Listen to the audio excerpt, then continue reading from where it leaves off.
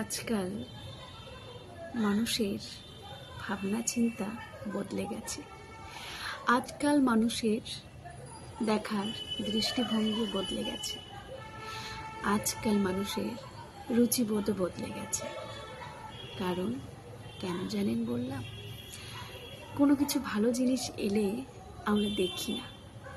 কোনো জিনিস যদি খারাপ হয় সেটার প্রতি আমাদের যেন ইন্টারেস্ট আরও বেড়ে যায়, তাই না?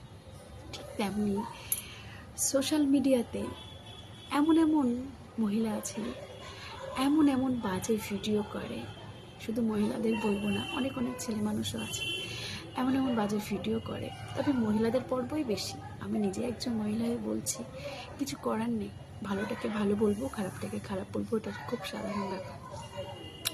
এতটাই বেড়ে গেছে যে মানুষে তাদের ভিউজ ফলোয়ার্স কী করে হয় বুঝি না।